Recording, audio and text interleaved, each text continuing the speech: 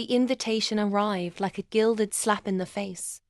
My sister, the golden child, was getting married in a ceremony that likely cost more than I'd earn in a decade. A bitter memory clawed its way to the surface. Her perfectly manicured hand waving me away at her engagement party, her voice dripping with disdain.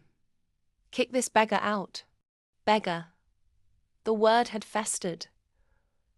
A poisonous seed taking root in the barren soil of my self-worth. They saw a shadow, a forgotten sibling scraping by.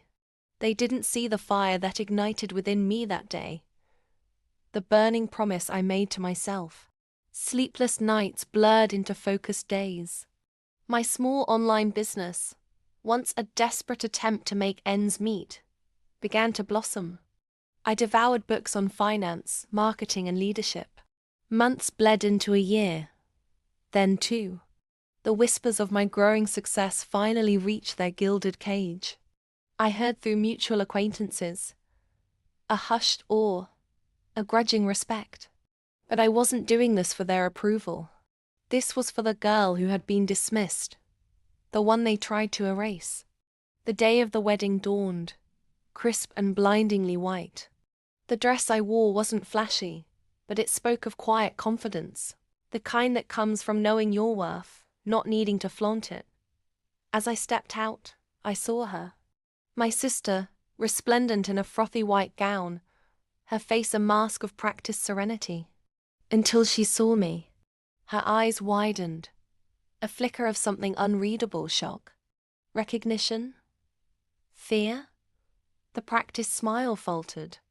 The air around us seemed to thicken as I walked towards the reception, the subtle click of my heels echoing on the manicured path.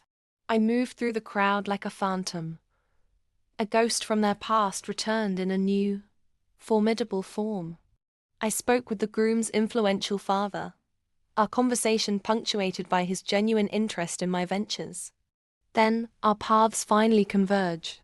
She stood frozen. "Remember me?"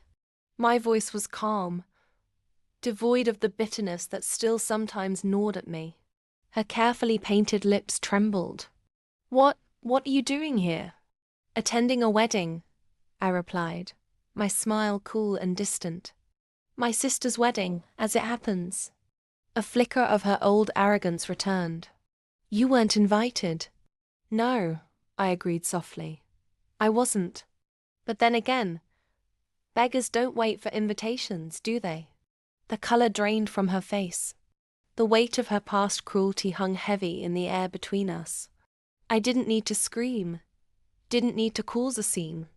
My presence, my quiet success, was a far more potent weapon. I turned then, leaving her standing amidst the swirling silk and forced smiles. A solitary figure suddenly stripped bare. My revenge wasn't about tearing her down. It was about building myself up so high that her petty cruelty became insignificant. And in that moment, under the glittering chandeliers, I knew I had finally succeeded. The beggar was gone, and in her place stood a woman who needed no validation, least of all from her.